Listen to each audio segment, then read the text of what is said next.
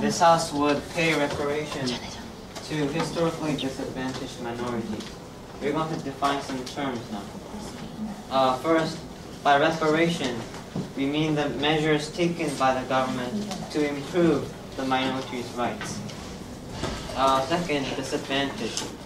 It means not having the things that people need in order to succeed or lead a normal life, such as education, job opportunities, and money.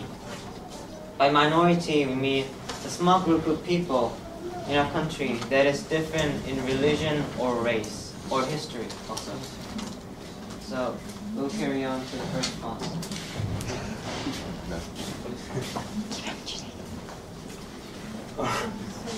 Our first policy is to educate the minorities in political education. Okay. For an easy example, let's look at the U.S. past presidents. John F. Kennedy, he's white. George Bush, he's also white. Abraham Lincoln, he's also white. If you look at the past presidents, they're all white. Even the U.S. Congress is made up of all white people. As you can see, I mean, not all, but a major of them. The majority of them are all white. So as you can see, the minorities are being excluded from the social politics. So things such as what policy is good for them and what is unfair for them, and who should they vote for, and what is the social political trend. Even these basic educations, basic political education, we believe that minorities can enhance their unfair lives. Thank you.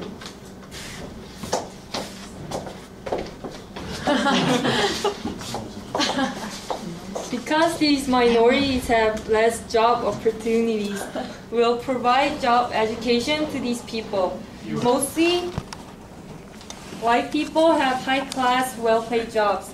However, minorities work in lower-paid jobs, mainly needing physical labor, and they are getting unfair treatments in getting jobs.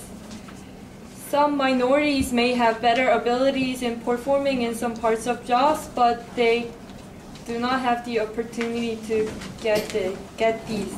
So we can get the information about their interests and abilities. Then it will be possible to locate the jobs they fit in.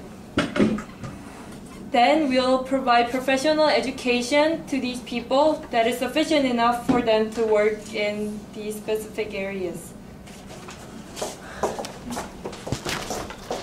Okay, we've just shown you the policy. So what Seunggi and I are going to do is to show you that there's a need for this policy, and also we'll show you the practicality and the benefit. So the need will be taken by me, and the rest will be taken by Seunggi. Today we are living in a democratic society. We are living in a democracy, and the core value is the freedom of speech and also freedom to access to information.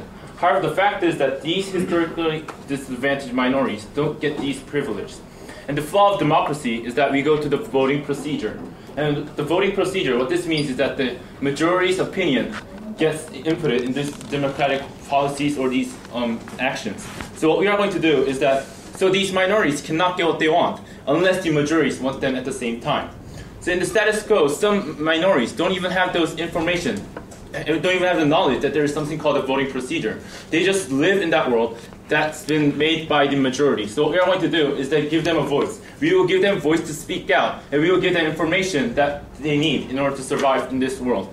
And we will show them how this world is like and give them these kind of education through our policy. So we believe that there is certainly a need. Since there is a need, because as I've stated before, the flaw of democracy is that we go through the voting procedure, and these minorities cannot get what they want unless the majorities want them at the same time. So what we are going to do, and also, and even worse, some minorities don't even know that there is something called a voting procedure, so they get isolated from these policies, such as Native Indians in the US and minorities in China. So what we are going to do is that give them that information and let them keep on track with the majorities at the same time. And Seunggi will elaborate on the practicality and the benefit.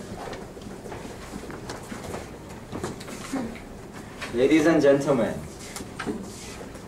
what can we earn from this? From this, we can see the perspectives of the minorities. The minorities that were crushed, those who didn't have voice.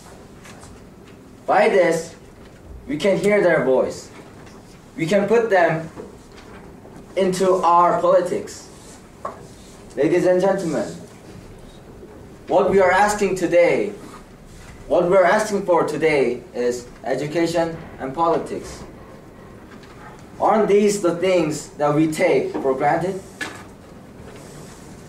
These minorities, they don't get these. What we're asking today is just these. The things that we take for granted. It's practical, it's easy to do this.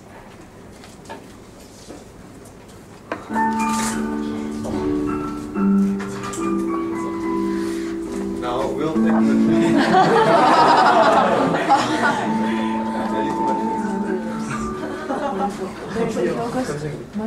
Yes, one, two, three. Minorities doing, for example, white. You mean non-whites? What's your definition of minority? The definition was that not the majority but the smaller groups. The minority, small group of people in a country that is different, that has a different race history. It's a group of people that has different race history as the majority of the other people. Next question.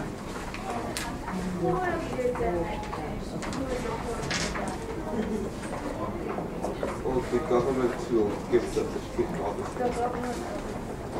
The Ministry of Education. Yeah. Next question.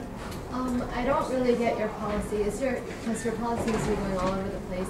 Is your policy focused, like, are you trying to get minorities to vote, or are you trying to get them more? I'm not finished with my question. Are you trying to get them to vote for the next black president, or are you trying to give them more job opportunities, or give them more? Giving them a chance to speak out in this modern society.